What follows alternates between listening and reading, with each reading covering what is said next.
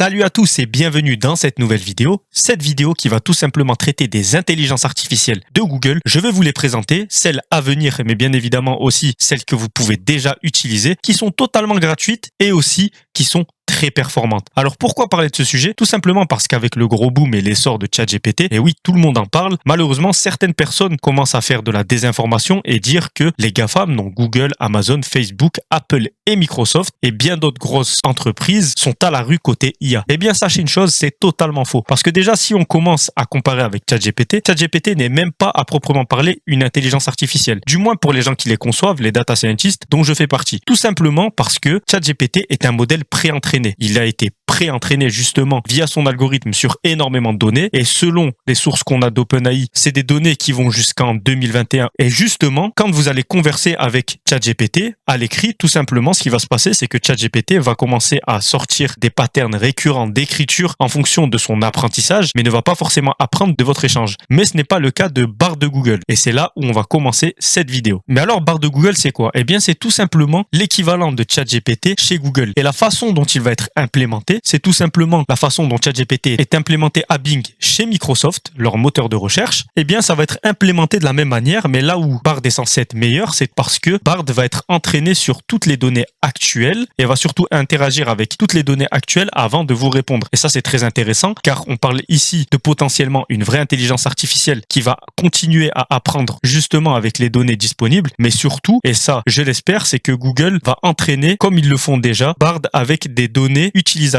directs, c'est-à-dire avec la conversation qu'il a eue, il va tout simplement pouvoir vous ressortir les meilleurs résultats. Donc Bard devrait sortir très bientôt, on ne sait pas quand, on sait que Google a fait une tentative mais que ça n'a pas été trop bien reçu par le public. Bon, on va dire que là on est encore sur une phase de alpha, faut voir ce que ça va donner, mais personnellement connaissant Google et la puissance de leurs intelligences artificielles et la quantité faramineuse de données qu'ils ont, honnêtement il n'y a pas à se faire de soucis et justement c'est ce qu'on va regarder dès maintenant avec les intelligences artificielles qui sont déjà présentes, surtout une, j'ai nommé Google Lens. Alors Google Lens, pour ceux qui ne savent pas ce que c'est tout simplement une intelligence artificielle qui vous permet de faire énormément de choses à partir de votre appareil photo sur vos smartphones Android et normalement Google Lens est aussi disponible sur iOS chez Apple et donc l'objectif de Google Lens c'est qu'à partir d'une simple photo ou plutôt de votre appareil photo, de votre objectif caméra, d'avoir accès à beaucoup d'intelligence artificielle qui vont vous aider au quotidien. Par exemple, si vous prenez une photo dans un pays étranger pendant un voyage et que vous ne savez pas ce qui est écrit parce que vous ne comprenez pas la langue, eh bien vous allez pouvoir à partir d'une photo, et c'est là où la prouesse est vraiment énorme, à partir d'une photo, pouvoir traduire directement le texte. Pour ceux qui ne sont pas data scientists, donc les personnes qui font des intelligences artificielles, sachez que c'est beaucoup plus difficile de faire ce type d'intelligence artificielle qu'un chat comme ChatGPT. Pourquoi vous allez me dire? Eh bien tout simplement parce que c'est très facile de faire une IA très performante dans un type d'intelligence artificielle. Donc par exemple ChatGPT c'est une IA conversationnelle en chatbot, donc vous allez pouvoir lui parler, c'est du NLP, Natural Language Process, mais le problème c'est qu'elle ne peut pas vous générer d'images, elle ne peut pas non plus interpréter les images ou encore faire de la vocalisation, tout simplement parce que tout ça c'est des types d'IA différents. Et les grosses intelligences artificielles et les meilleures intelligences artificielles, c'est celles qui sont capables d'être fortes dans plusieurs types d'IA et surtout des types d'IA optimisés qui vont interagir ensemble. Par exemple, c'est le cas ici. Vous voyez, le niveau d'IA est élevé. Pourquoi? Tout d'abord, l'IA doit comprendre ce qu'il y a dans l'image. Ici, du texte. Ensuite, une fois qu'elle a réussi à interpréter le texte, il faut qu'elle comprenne le texte avant de le traduire. Donc, elle va comprendre le texte et au final, elle va vous le traduire. Et il y a aussi une autre fonctionnalité qui est très intéressante avec Google Lens et justement avec l'appareil photo, c'est tout simplement que vous allez pouvoir prendre une photo. Bon là, c'est de la reconnaissance d'image basique, mais avec les données de Google, c'est vraiment époustouflant. Eh bien, elle va reconnaître automatiquement ce que vous avez pris en photo. Par exemple, si vous voulez ma casquette qui est juste ici, vous pouvez très bien la prendre avec Google Lens et vous allez pouvoir la trouver sur Internet via Google Lens. Ensuite, pour les problèmes de mathématiques, on est encore une fois sur une double IA qui est très intéressante. Vous allez prendre la photo, l'IA va comprendre qu'il y a du texte. Ce texte, c'est quoi? Elle va le comprendre, c'est tout simplement un problème de mathématiques.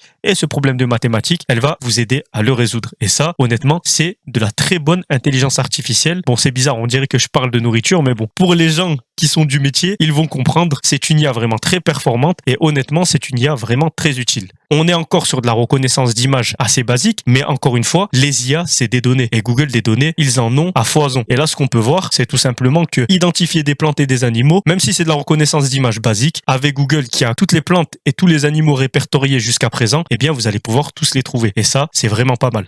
Maintenant, nous allons parler d'une IA très très performante et très intéressante. Je parle bien évidemment de DreamX de Google. Et justement, j'en ai fait une petite vidéo avec une démonstration en synthèse vocale d'intelligence artificielle avec ChatGPT justement qui parle de cette IA-là. Et cette IA, pourquoi est-ce qu'elle va changer selon moi l'industrie de la vidéo? Eh bien tout simplement parce qu'elle va donner accès à la création vidéo facile et efficace. Alors DreamX de Google, c'est quoi? Eh bien je vous laisse observer par vous-même. En fait, ce que propose DreamX de Google, c'est tout simplement à partir d'une vidéo, d'une image ou plusieurs images, créer une nouvelle vidéo avec une description texte. Donc on résume. Vous avez une image, vous avez une vidéo ou vous avez plusieurs images. Vous rentrez un ou plusieurs de ces fichiers en entrée de DreamX, vous lui expliquez à l'écrit ce que vous voulez et DreamX vous en fait une nouvelle vidéo. Alors là, vous allez avoir plusieurs démonstrations et malheureusement, on ne peut pas le tester pour l'instant, c'est bien dommage, mais bon, ça devrait sortir très prochainement. Et ce qu'on peut constater, c'est que honnêtement, ça fonctionne plutôt bien. Et il y a énormément de démonstrations, on va s'attarder sur les plus intéressantes et vous allez voir que c'est très puissant, à part à certains moments où on peut voir certains flous, mais je vais vous expliquer pourquoi est-ce qu'il y a du flou. Par exemple, ici, si on s'attarde sur la petite vidéo du singe qui est transformée ici en ours, on peut voir que c'est plutôt bien fait. C'est un ours qui danse et qui saute, c'est ce qui a été demandé, mais on peut voir aussi que c'est un petit peu flou, c'est un petit peu bizarre. Et pourquoi est-ce qu'il y a du flou dans ces vidéos? Eh bien, je vais vous expliquer pourquoi. En intelligence artificielle, quand on fait une IA de génération d'images, pour qu'elle puisse comprendre les images suffisamment et pour qu'elle puisse les interpréter correctement, on va utiliser tout un tas de filtres. Et justement, c'est pour ça que dans ces vidéos, vous allez avoir beaucoup de filtres un petit peu flous, tout simplement parce que pour interpréter au mieux, cette IA a tout simplement appliqué les filtres dont elle avait besoin par rapport à ce qu'elle avait compris. Maintenant, pour vous expliquer, pour essayer de rentrer un petit peu plus en détail, pourquoi ça fait ça, vous allez me dire, eh bien parce qu'en réalité, la vidéo, c'est tout simplement une succession d'images avec du son par-dessus. Et quand on fait de la reconnaissance d'images ou de la reconnaissance vidéo, eh bien en réalité, c'est la même chose. Et c'est pour ça que quand l'intelligence artificielle interprète cette vidéo, eh bien elle va tout simplement la découper en images et une fois qu'elle a fini de la découper en images, elle va appliquer tous les filtres. Donc ici, des filtres pour changer, par exemple, les oignons en nouilles et ensuite recompiler le tout pour vous en faire une vidéo. Et regardez, honnêtement, moi je trouve ça plutôt qualitatif. On voit vraiment que c'est des nouilles. Bon, on peut voir si on s'attarde un petit peu qu'il y a quelques ratés, mais là on est sur les démonstrations avec des vidéos en entrée à donner à DreamX. Honnêtement, c'est plutôt pas mal. Ici, on lui demande de faire un cercle, alors qu'à la base, la personne est en train d'écrire. Ici, bon, ça je vous l'accorde, c'est pas terrible. C'est une des moins bien faites, je pense. Peut-être parce qu'elle a du mal à avoir un bon résultat avec les orang-outans, parce qu'encore une fois, c'est des données et peut-être qu'elle a pas assez de données sur les orang-outans. Ici, on a des chiens qui jouent avec une balle, alors qu'à la base, il y avait juste deux chiens. Bon, là, on peut voir que le filtre fait un petit peu peluche, mais bon, c'est en fonction de ce dont vous avez besoin quand vous voulez sortir la vidéo. Là, on a un véhicule sur l'eau. Ici, par exemple, c'est exactement ce que je vous expliquais tout à l'heure. On a une vidéo de la réalité, puis une fois que les filtres sont passés par derrière pour pouvoir ajouter les signes, c'est un peu bizarre, je vous l'accorde, mais honnêtement, si on fait une vidéo, je sais pas moi, une vidéo narrative, où on veut imager quelque chose qu'on est en train d'expliquer, ça peut très bien faire le café et la plupart des vidéos sur YouTube, c'est juste ça. Une discussion, une proposition audio et avec un appui visuel par-dessus. Donc là, c'est la même vidéo que tout à l'heure, sauf que cette fois, on lui demande pas de faire un cercle, mais avec une main robotique, on lui demande d'écrire. Je trouve ça encore une fois assez bluffant, c'est vraiment bien fait. Et alors là, je parle même pas du découpage du gâteau qui est en réalité un fruit. Bon, les mains, c'est un petit peu raté, mais pour le reste, découper le gâteau, c'est plutôt bien fait. Et on a aussi, et c'est là où je trouve que DreamX de Google est le plus performant, c'est sur les images. Parce que comme je vous l'ai dit, à mon avis, ici, DreamX, c'est plus simple pour lui de d'abord avoir une seule image et via cette image-là, il va générer plusieurs images pour en faire une vidéo que de plutôt avoir déjà une vidéo où il faut qu'il découpe à la base les vidéos en images pour ensuite en faire une autre vidéo. Ça lui fait moins de travail, donc je pense qu'il peut plus s'accorder à avoir des performances sur la génération et la création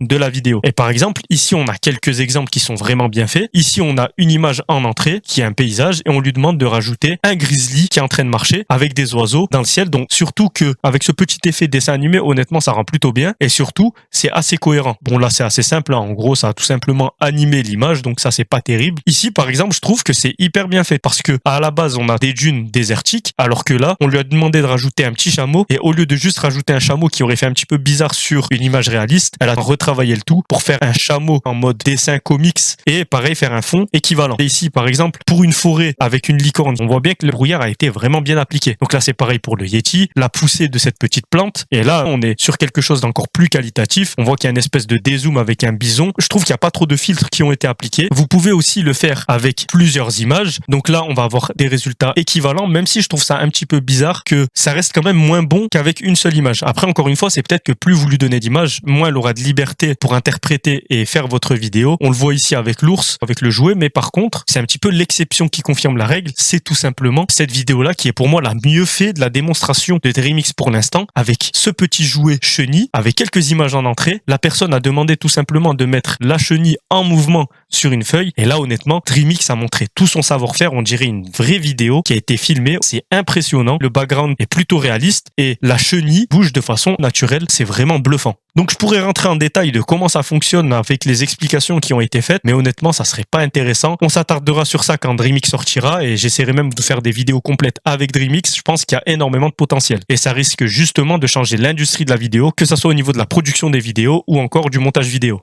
Et on continue avec cette news de Google qui a investi 300 millions dans une société qui s'appelle Anthropic pour concurrencer ChatGPT. Donc c'est sûrement pour Bard. On sait qu'il y a eu l'annonce de Bard, comme je vous l'ai expliqué. On sait aussi que Google prévoit beaucoup d'intelligence artificielle et a investi 300 millions dans Anthropic. Et quand on arrive sur le site d'Anthropic, c'est quoi? Un site minimaliste avec des explications textuelles qui nous dit une société qui construit des systèmes d'IA fiables, interprétables et orientables. Ça fait plus référence, j'ai l'impression, à la sécurité. Donc pourquoi pas peut-être Google qui va proposer des IA qui vont révolutionner le domaine de la cybersécurité, je ne sais pas. Là, c'est purement de l'interprétation. Ça peut être aussi Bard, pourquoi pas. La société a l'air de proposer plusieurs axes d'intelligence artificielle. Et on finit avec un service gratuit qui appartient encore une fois à Google, mais qui n'est pas forcément de l'intelligence artificielle, mais qui va vous aider à en faire justement. C'est Google Collaboratory et une fois abrégé, Google Colab. Et Google Colab, ça va vous permettre de faire quoi? Ça va tout simplement vous permettre d'exécuter du code sur les serveurs de Google ou directement sur votre PC. Et c'est une chose très intéressante parce qu'avec ça, vous allez pouvoir tester des petites intelligences artificielles ou des grosses en fonction de vos besoins, sans pour autant avoir une grosse machine. Par exemple, ici, je vous fais une petite démonstration. J'ai récupéré l'API de DALL-E et je l'ai fait fonctionner. Pour ceux qui ne savent pas ce que c'est, DALL-E, c'est tout simplement l'IA de génération d'images d'OpenAI. Oui, OpenAI, les mêmes qui font ChatGPT. Et justement, vous pouvez utiliser DALL-E gratuitement en utilisant l'API. Et par exemple, ici, tout ce que vous avez à faire, c'est de récupérer votre clé et de la mettre directement dans Google Colab. Utilisez 4 blocs de code, c'est pas grand chose. Vous avez plus qu'à les lancer et vous allez avoir le résultat. Par exemple, ici, j'ai demandé à DALL-E de me générer des images de robots chats et on va voir ce que ça donne. Bon, alors oui, là, je le vois arriver. C'est pas terrible. DALL-E, c'est pas forcément l'IA de génération d'images la meilleure. Midjourney est très loin devant. C'est gratuit. Des fois, ça fait certaines propositions plutôt intéressantes. Et on termine cette vidéo justement avec une petite vidéo comme d'habitude qui va tout simplement nous permettre de nous détendre après avoir accumulé autant d'informations, mais aussi d'apprendre et de comprendre certaines choses. Donc ici, c'est tout simplement comment faire un pistolet à eau en DIY. On va regarder ça ensemble. Alors, ça a l'air de fonctionner plutôt pas mal déjà de ce qu'on peut voir. Et surtout, ça a l'air d'être faisable par tout le monde. Il suffit juste d'avoir une bouteille et aussi un aspergeur avec un petit peu de colle. Et puis, regardez, le tour est joué.